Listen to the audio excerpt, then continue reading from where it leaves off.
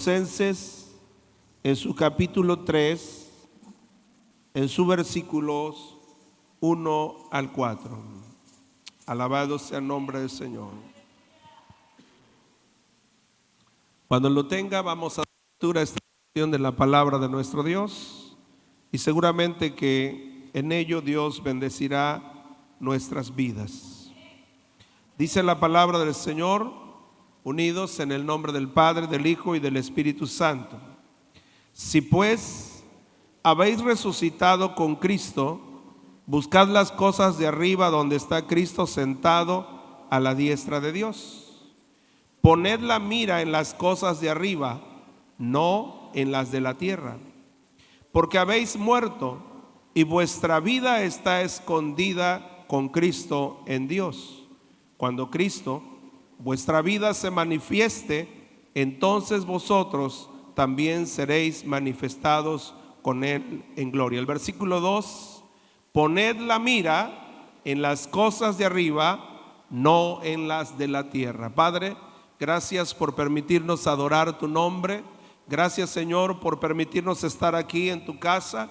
Ahora te ruego que sea el Espíritu Santo ministrándonos la palabra, enseñándonos la palabra, Señor, que a través de mis labios pueda fluir esa palabra que edifica, que exhorta, que consuela, esa palabra que es alimento para nuestra vida espiritual. Que, Señor, quien esté necesitado, necesitada en esta noche, pueda ser, Dios mío, suplida su necesidad en la palabra, en el nombre de Jesucristo. Toda enfermedad se echa de afuera, toda opresión de tinieblas se echa de afuera en el nombre poderoso de Jesús. Todo espíritu inmundo que no glorifica tu nombre, Señor, aún más allá de estas paredes donde están quizás las personas conectadas, Señor, a través de la señal de casa de oración, reciban en el nombre de Jesucristo bendición a través de tu palabra, salvación a través de tu palabra, sanidad a través de tu palabra, en el nombre de Jesucristo. Así sea, Señor.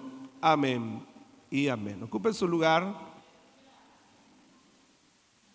El tema de esta noche le hemos titulado: no te desenfoques. Dígalo conmigo: no te desenfoques. Dígalo conmigo: no te desenfoques. Bendito sea el nombre del Señor. No hay peor cosa que pueda sucederle a un ser humano teniendo una visión clara, por alguna razón pierda el enfoque de lo que está mirando, porque tropezaría, porque le causaría un accidente que podría poner en peligro su propia vida. Y si hablamos de enfoque en sentido figurado, simple y sencillamente, lo que ya tenía previsto como éxito terminaría en ruinas. ¿Por qué? Porque se desenfocaría, no estaría mirando claramente lo que desea alcanzar. Y el apóstol Pablo señala en esta carta a los colosenses, a los hermanos que están en esta congregación, les dice: si ustedes han resucitado con Cristo, buscad las cosas de arriba, donde está Cristo sentado a la diestra de Dios. Es decir, lo que debe motivarnos a estar siempre enfocados en Dios, a estar siempre enfocados con una visión clara en nuestro Salvador, es que nosotros hemos resucitado con Cristo. En otras palabras, hemos pasado de la muerte del pecado a la vida en Cristo Jesús, Señor nuestro. Alabado sea su nombre para siempre. Es decir, Pablo escribe a los romanos en el capítulo 6 y dice que ya nuestros miembros de nuestros cuerpos ya no deben de ser presentados para el pecado, porque ya morimos al pecado. Y ahora dice, vivimos ¿para quién? Para Dios, para Cristo. Por lo tanto, si algo debe motivarnos a enfocar nuestra vida, es que ahora tenemos una vida nueva, una vida resucitada en Cristo Jesús. y esa debe ser una razón poderosa por la cual nosotros debemos enfocarnos en las cosas de arriba. Lo que nos impulsa a buscar las cosas de arriba es que en Cristo Jesús tenemos una vida nueva. En Cristo Jesús tenemos una vida nueva. Si usted no la tiene, necesita tener un arrepentimiento genuino de corazón. Porque cuando una persona se arrepiente, hay un cambio de vida, hay una vida nueva, hay una vida resucitada en Cristo.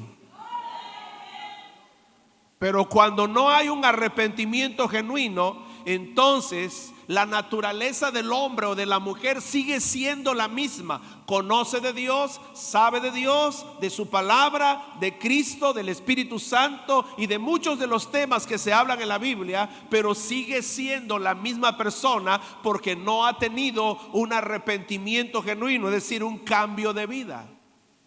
Esto me recuerda la historia de Zaqueo. Dice la Biblia que cuando Jesús llegó a su casa, mientras que hablaba las palabras de vida, las palabras del evangelio en la casa de Zaqueo, dice la Biblia que Zaqueo se puso en pie y dijo: la mitad de mis bienes doy a los pobres, y si en algo he defraudado a alguno, se lo devuelvo cuadruplicado. Y Jesús dijo estas palabras: hoy ha llegado la salvación a esta casa. ¿Por qué? Porque en la vida de Zaqueo había un arrepentimiento genuino. Él dijo: yo estoy dispuesto a colaborar con un corazón como el corazón de Dios dentro de mí, el corazón que ve con misericordia, el corazón que ama, el corazón que tiene compasión, porque la mitad de mis bienes yo se la doy a los pobres, y si a alguien yo le he hecho algún mal, yo estoy dispuesto a restaurar aquello que hice mal. Había una transformación, un cambio de vida en la vida de Zaqueo. Zaqueo estaba muriendo para la vida del pecado y estaba resucitando para la vida en Cristo. ¿Cuáles son aquellas cosas en las cuales nosotros debemos enfocarnos? De lo cual la Biblia dice que busquemos las cosas de arriba. ¿Cuáles son? A lo menos en este pasaje voy a mostrarle algo que la Biblia nos enseña aquí. Y dice en el versículo 4: cuando Cristo vuestra vida se manifieste, entonces vosotros también seréis manifestados con Él en gloria. Si hay algo que usted y yo debemos enfocar, porque son las cosas de arriba, es la manifestación de nuestra vida en gloria. Este cuerpo es corruptible. Este cuerpo, el cuerpo que usted y yo poseemos, es un cuerpo corruptible. Es un cuerpo de muerte. Se va a terminar. Llegado su momento, llegado su hora, su tiempo, se va a terminar. Pero la Biblia dice, la palabra del Señor dice que cuando Cristo, vuestra vida o nuestra vida se manifieste, entonces nosotros o vosotros también seréis manifestados con Él en gloria. Y si hay algo que nosotros debemos buscar, como las cosas de arriba que aquí se menciona, es que tengamos un cuerpo glorificado como el cuerpo que tiene nuestro Señor Jesucristo. Un cuerpo que no muere, que la Biblia dice que se levantó al tercer día de entre los muertos, alabado sea el nombre del Señor, y ascendió a los cielos. ¿Por qué? Porque su cuerpo fue transformado. Dice la Escritura en 1 Corintios 15, busque por favor, versículos 51 y 54. Dice la palabra del Señor, el apóstol Pablo hablando de ese cuerpo glorificado, dice: he aquí os digo un misterio, no todos dormiremos, pero todos seremos transformados en un momento, en un abrir y cerrar de ojos, a la final trompeta, porque se tocará la trompeta y los muertos serán resucitados, incorruptibles, y nosotros seremos transformados, porque es necesario que esto corruptible se vista de incorrupción y esto mortal se vista de inmortalidad. Y cuando esto corruptible se haya vestido de incorrupción y esto mortal se haya vestido de inmortalidad, entonces se cumplirá la palabra que está escrita: sorbida es la muerte en victoria. Hay un cuerpo glorificado que le está esperando a usted, pero que no se puede ir a comprar en ningún centro comercial. Es un cuerpo que no muere, pero que está allá arriba en los cielos. Y esto es lo que dice el apóstol Pablo: necesitamos buscar las cosas de arriba. Pero para tener ese cuerpo glorificado, usted necesita buscar la salvación, usted necesita buscar la vida eterna, usted necesita buscar a Cristo, usted necesita buscar a Dios, usted necesita buscar la santificación. Todas estas cosas son las cosas de arriba. El problema es que son las cosas que menos nos ocupan. El problema es que son las cosas a las que a menos o poco menos le dedicamos tiempo, porque nos ocupamos más de las cosas terrenas que de las cosas espirituales, o las cosas que se mencionan aquí en la expresión de arriba. Pablo señala que es necesario vestirnos de incorrupción y de inmortalidad, es decir, que tengamos ese cuerpo glorificado. En cierta ocasión Jesús le mostró ese cuerpo glorificado a sus discípulos cuando aún estaba en la carne. Llamó a Pedro, a Jacobo y a Juan, y dice la Biblia que los llevó aparte al monte, y allá en ese monte, dice, se transfiguró delante de ellos. Su cuerpo emanaba en luz, y los discípulos, dice, se quedaron asombrados y decían: Señor, bueno es para nosotros quedarnos aquí en este lugar. Hagamos una enramada para ti, una para Elías y una para Moisés, porque dice que aquellos dos varones de Dios habían descendido con ese cuerpo y estaban ahí con Jesús.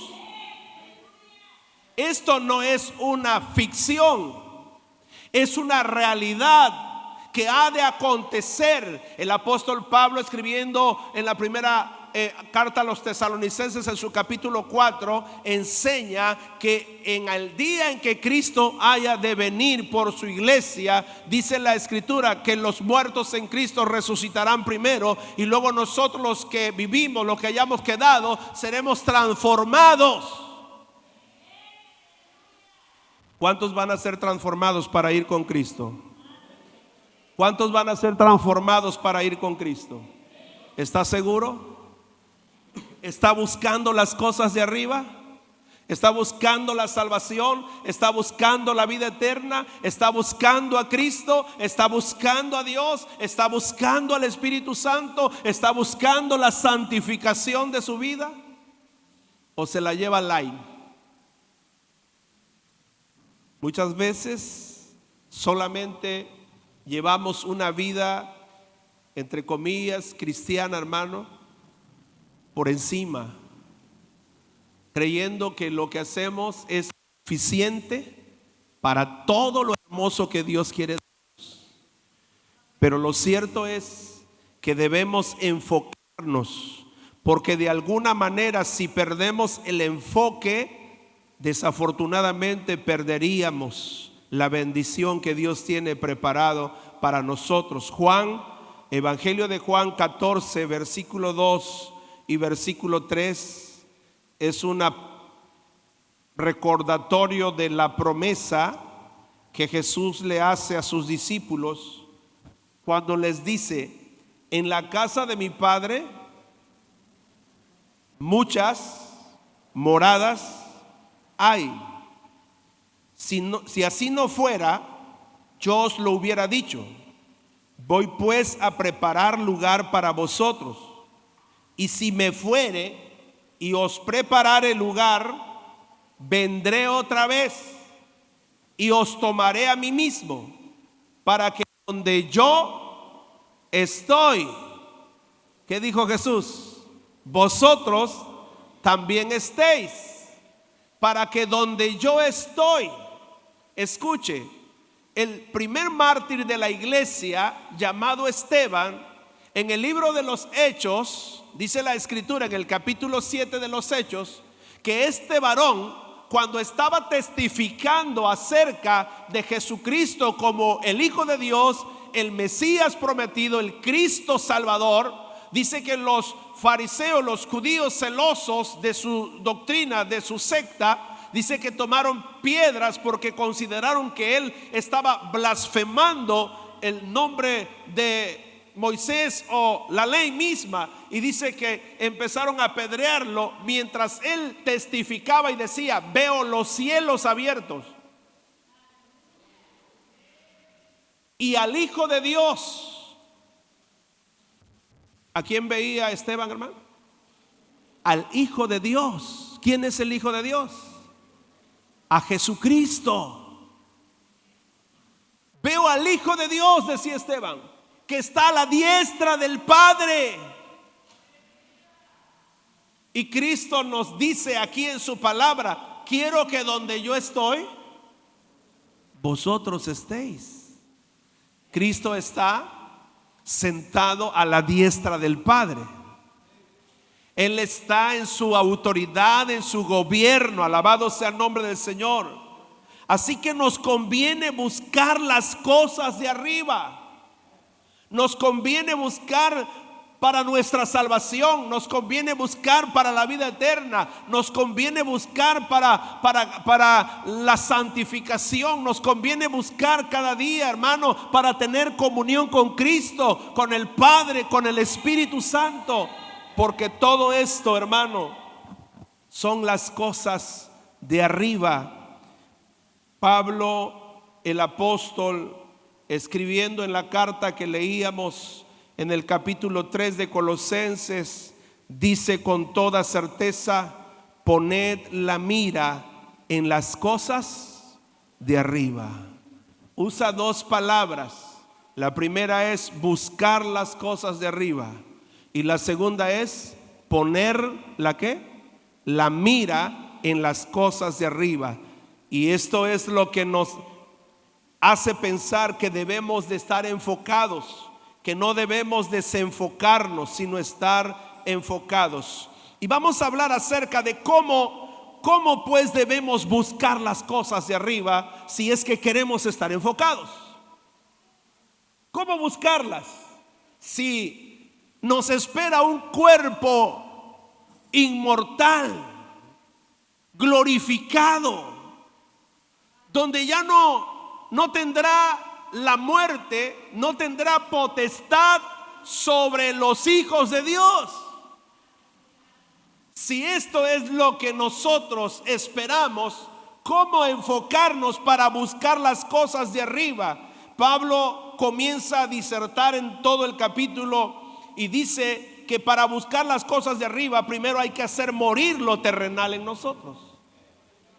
Versículo 5 dice: haced morir pues lo terrenal, es decir, las pasiones que luchan en nuestra vida natural.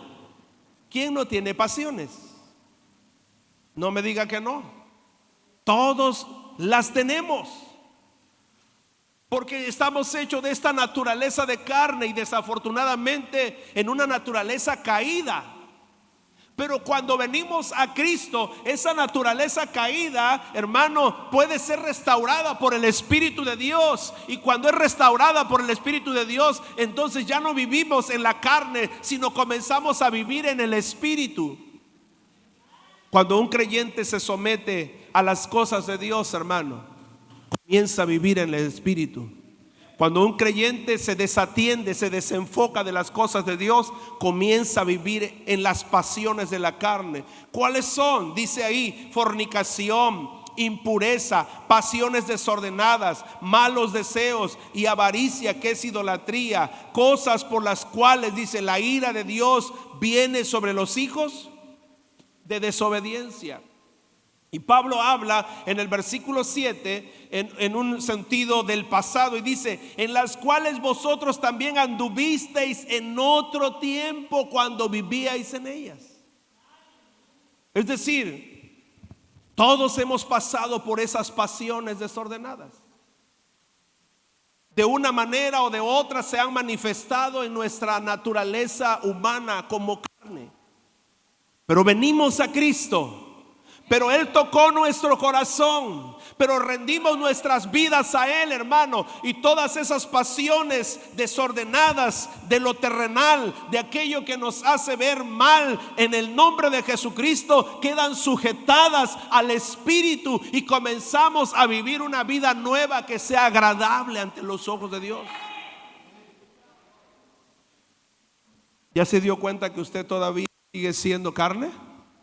Tóquese, por favor. ¿Ya se dio cuenta que no tiene alas acá? ¿Usted le ve alas al pastor aquí atrás?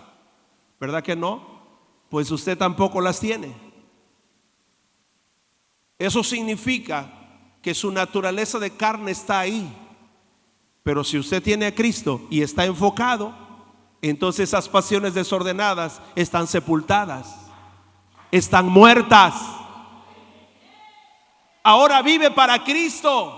Ahora el Espíritu Santo cada día le redarguye, cada día le mueve para que usted haga la voluntad de Dios, el Padre que está en los cielos. El problema es que muchos de nosotros, aun a pesar de que el Espíritu Santo nos redarguye, muchas veces nos comportamos de una manera desobediente y comenzamos a actuar de una forma que no es o que no corresponde a los hijos de Dios. Por eso Pablo le dice a los hermanos de Colosas: hagan morir lo terrenal en vosotros, hagan morir las pasiones desordenadas. No dice que Dios va a venir a hacerlas morir, dice: háganla morir ustedes, haced morir, dice. ¿Qué dice la segunda carta a Timoteo capítulo 1 versículo 7, hermano? Búsquelo. ¿Cómo dice? Porque no nos ha dado Dios espíritu. ¿Sí lo dice ahí o no lo dice? Porque no nos ha dado Dios espíritu de cobardía, sino de poder, de amor. ¿Y qué dice la última parte? De dominio propio. Usted no puede culpar a Dios, no puede culpar a Cristo, no puede culpar al Espíritu Santo, no puede culpar al hermano, a la hermana, al pastor, al tío, al primo, al esposo, a la esposa por su naturaleza pecaminosa. No, hágase responsable de su vida espiritual. Enfóquese y vea a Cristo. Enfóquese y luche por su cuerpo inmortal que está preparado para que usted lo posea y pueda ser arrebatado a la presencia del Señor. Porque ahí donde leímos en 1 Corintios 15, pero un versículo anterior, al 51, dice que la carne y la sangre, o sea, las pasiones desordenadas, no van a permitir que una persona, quien quiera que sea, herede el reino de Dios. Por eso tenemos que estar ¿qué? Enfocados. Por esto tenemos que estar enfocados.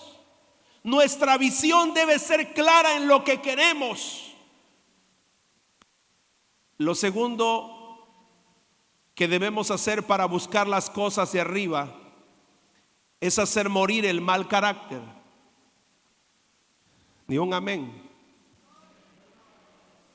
Para buscar las cosas de arriba necesitamos hacer morir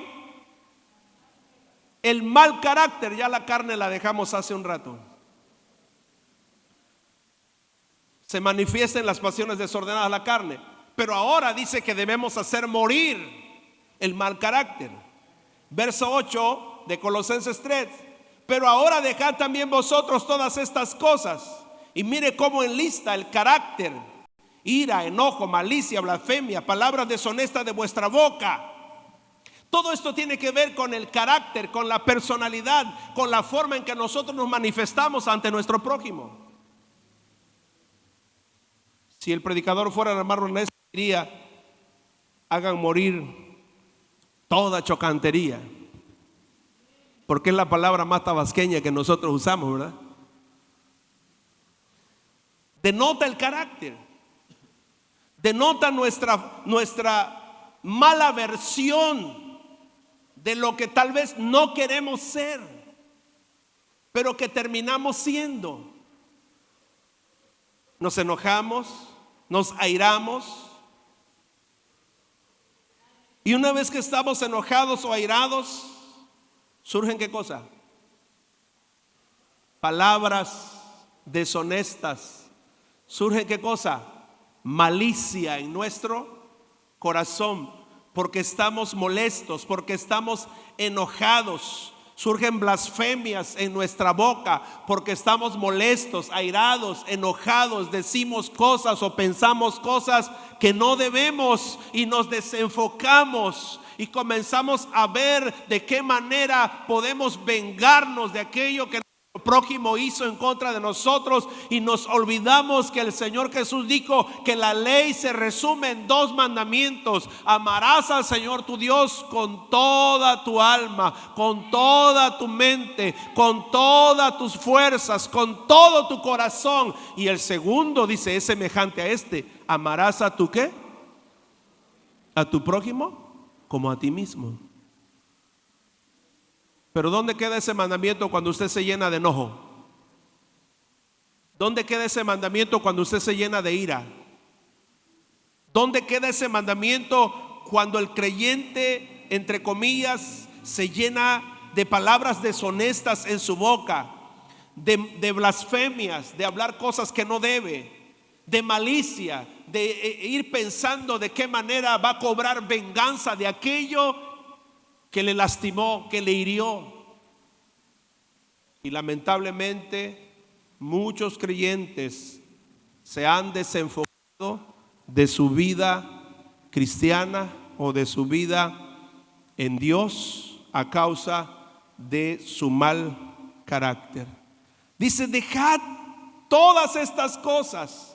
Dios nos invita a quitar todo esto que está estorbando en nuestra vida espiritual, a desarraigar de nuestro corazón todo aquello que está perturbando nuestra manera correcta de vivir. Dice en Efesios capítulo 4, el versículo 30 al 32: y no contristéis al Espíritu Santo de Dios, con el cual fuisteis sellados para el día de la redención. Quítense de vosotros toda amargura, enojo, ira, gritería, maledicencia y toda malicia.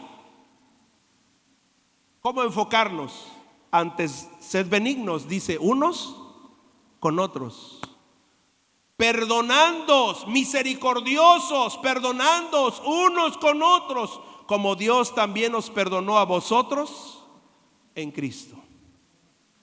¿Usted quiere estar enfocado en las cosas de arriba? Comience a trabajar en su buen carácter. ¿Quiere estar bien enfocado en las cosas de arriba? Comience a trabajar en su buen carácter. ¿Quiere estar bien enfocado en las cosas de arriba? Comience a trabajar en dejar todo aquello terrenal, todas aquellas pasiones desordenadas que están estorbando que su visión sea clara en su caminar como un hijo, como una hija de Dios. Porque parece que nadie ve, Y si aún nadie nos mirara en esta tierra, hay alguien que sí nos ve. ¿Y quién es? Es Dios, es el Espíritu Santo, es Cristo quien está observando tu vida, mi vida, y conoce, hermano, conoce todo aquello que parece que pudiera estar oculto ante los ojos de todos. No, Dios lo sabe, Dios lo conoce. Por eso nos invita a estar enfocados, a que nosotros tengamos nuestra mirada puesta en las cosas de arriba. Bendito sea el Señor. ¿Cómo enfocarnos en las cosas de arriba? Haga morir lo terrenal, las pasiones. Haga morir el mal carácter. Tercero, porte la investidura de un escogido o escogida de Dios. Porte la vestidura de un escogido o escogida de Dios. Bendito sea el nombre del Señor. Pablo, escribiendo a los Colosenses, dice más adelante en el versículo 12 del capítulo 3: vestíos pues como escogidos de Dios, santos y amados, de entrañable misericordia, de benignidad, de humildad, de mansedumbre, de paciencia, soportándoos unos a otros y perdonándoos unos a otros. Si alguno tuviere queja contra otro,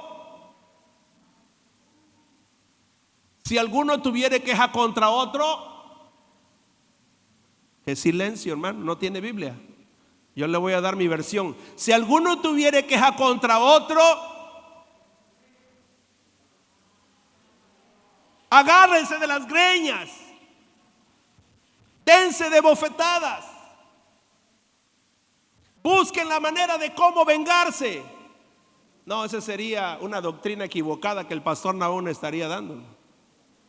Porque lo que la Biblia dice aquí para buscar las cosas de arriba es que si alguno tuviere queja en contra de otro, dice de la manera en que Cristo, ¿cuesta trabajo decirlo, hermano? De la manera en que Cristo os perdonó. Yo no sé cuánto te ha perdonado Cristo a ti, pero creo que mucho nos ha perdonado.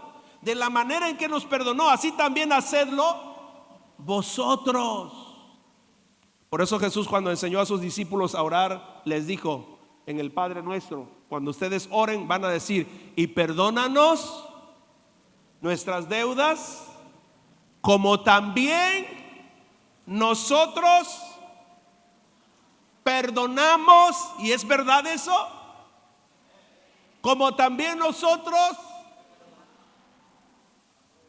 Pero no te vuelvas a acercar a mí. Como también nosotros. Pero ni te cruces por mi camino, porque no sé de cómo nos vaya a tocar. Como también nosotros perdonamos a los que nos ofenden. Así que cuando usted quiera estar enfocado, recuerde, porte la investidura de un escogido o de una escogida de Dios. Esa vestidura le va a identificar como un hombre o una mujer santa o santo, como un hombre o una mujer de entrañable misericordia, que no con cualquier cosa, hermano, pone a flote su naturalidad humana pecaminosa, sus pasiones y su mal carácter, sino que aprende a doblegarse y a decir: hermanito, hermanita, me equivoqué, perdóname, mira, esto no debió de ser. O tiene el carácter para decir: ¿sabe qué, hermanito? Me ofendiste, me sentí mal, ¿sabes qué? Te perdono. ¿Por qué? Porque está Cristo en su corazón y porque tiene bien puestos sus ojos en las cosas de arriba.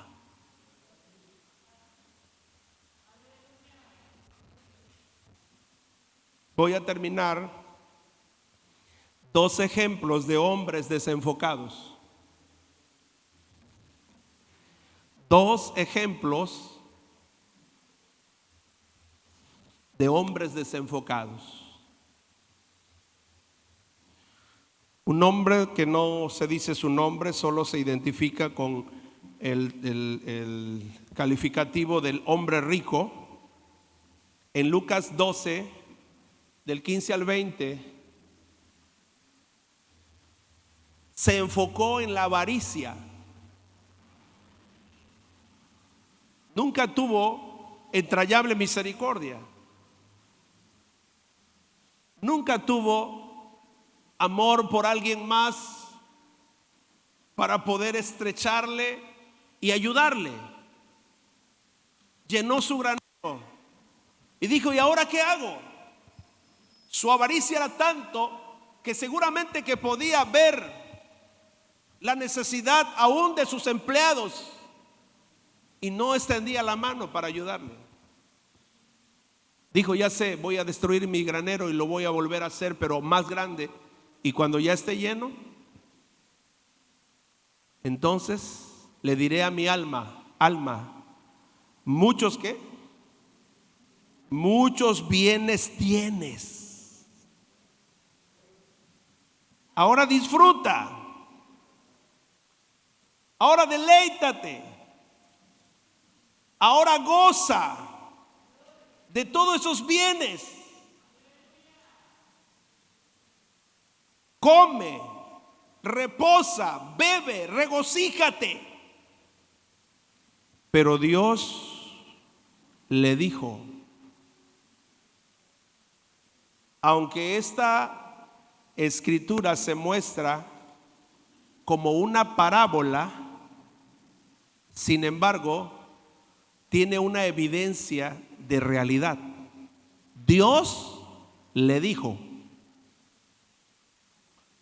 Jesús tomó un ejemplo real para mostrar una parábola. Dios le dijo a este hombre, ¿cómo le dijo? Verso 20: necio, esta noche vienen a pedir tu alma, y lo que has provisto, ¿de quién será?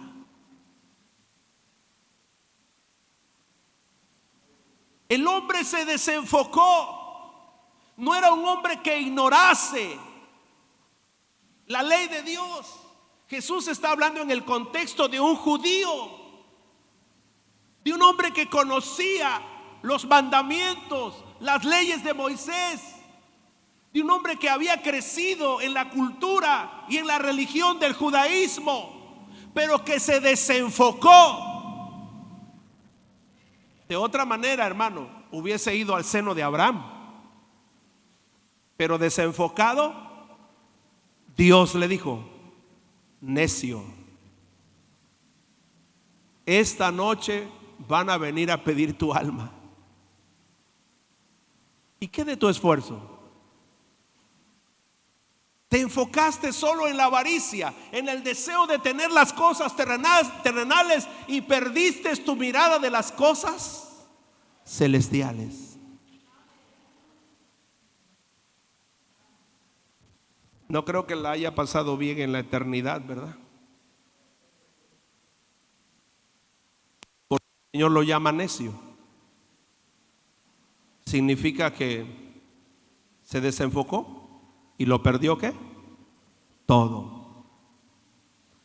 Un segundo ejemplo lo encontramos en dos lecturas bíblicas. Colosenses 4:14 habla de un hombre llamado Demas, que era colaborador del apóstol Pablo. Dice: os saluda Lucas, el médico amado, y Demas. Hago notar esta lectura porque es la primera referencia que se hace de este hombre, que sin lugar a dudas, quizás en alguno de los viajes, el primero o el segundo viaje misionero de Pablo, se haya convertido, entre comillas, al evangelio, se haya entregado a Cristo, se haya comenzado a esforzar por querer agradar a Dios, hasta llegar a ser un colaborador de Pablo, un ministro al lado del apóstol Pablo. Pero en la segunda carta a Timoteo, capítulo 4, verso 10, cuando ya Pablo está escribiendo las cartas pastorales, han pasado algunos años, y Demas, que estaba allí, como decimos nosotros, un término tabasqueño, en el cogollo del cuerpo ministerial,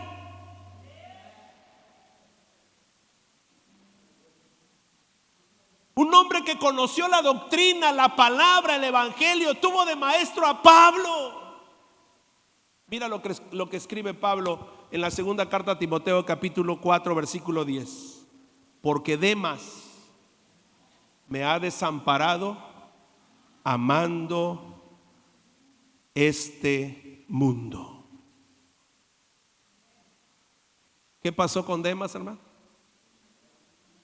Se le nubló la vista, se desenfocó.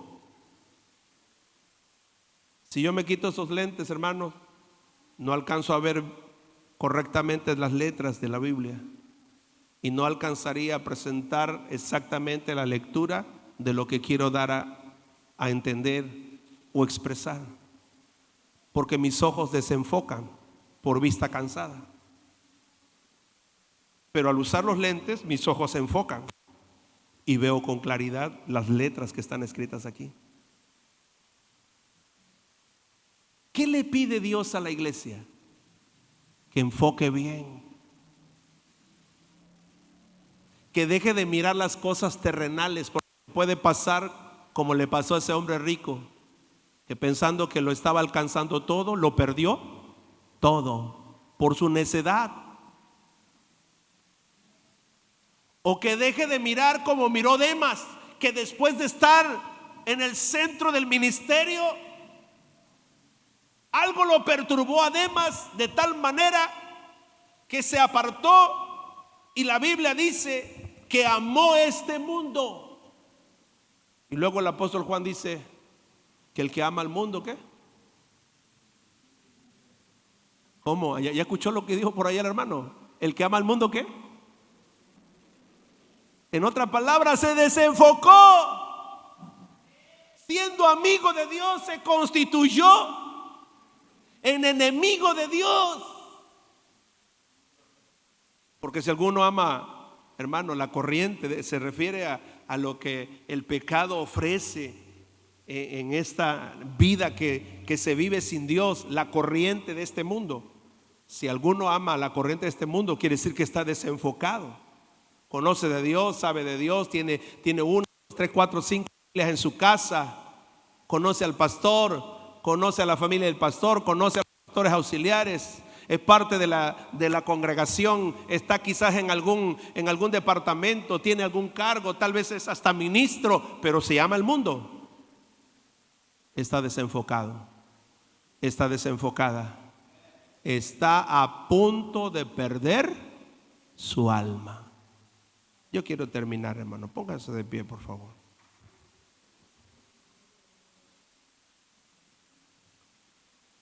El rico se desenfocó.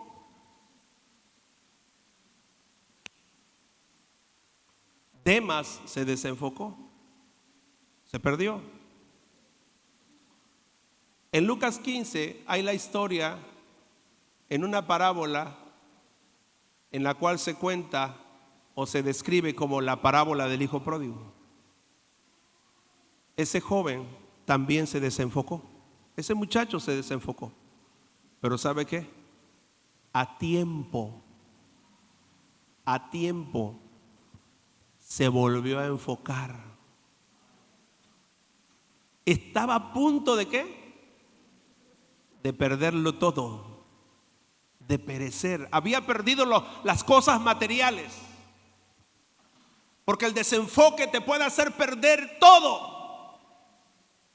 Y aquel joven había perdido las cosas materiales, a punto estaba de perder su alma. Pero dice la Biblia que se enfocó, volvió en sí. Se puso los lentes, dijo, no, yo tengo que ver bien. Y dijo, ¿qué hago yo aquí pereciendo de hambre? Y dijo, ¿por qué estoy en esta desgracia? Si en la casa de mi padre hay suficiente alimento, hay vestido, hay calzado, aún los sirvientes comen bien, visten bien, nada les hace falta. Y yo que soy hijo, mira cómo estoy aquí en la desgracia. Y se enfocó. ¿Sabe qué dijo? Me levantaré, iré a mi padre y le diré, Padre, he pecado contra el cielo y contra ti.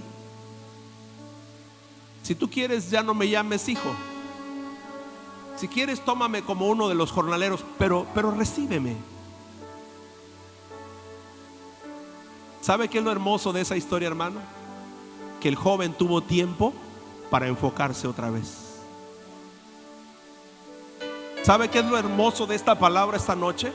Que si usted está desenfocado o desenfocado, usted, como ese joven, tiene tiempo para enfocarse una vez más. Si le estaban ganando las pasiones terrenales, fornicación, adulterio, malos deseos, si le estaban ganando las pasiones terrenales, deje esas cosas, vuélvase a Dios. Si le estaba ganando el mal carácter, deje esas cosas, permítale al Espíritu Santo que le dé templanza, que le dé mansedumbre, que le enseñe a vivir la vida en una vida en el carácter de Cristo. Si se había quitado la investidura de escogido, de santo, de entrañable misericordia, si usted se había quitado esa vestidura de ese vínculo, de ese amor, de ese perdón, entonces hoy tiene la oportunidad de volvérsela a poner y de decirle a Dios, como dice este canto: vuelvo a ti, mi corazón desfallecido, Señor, vuelvo a ti.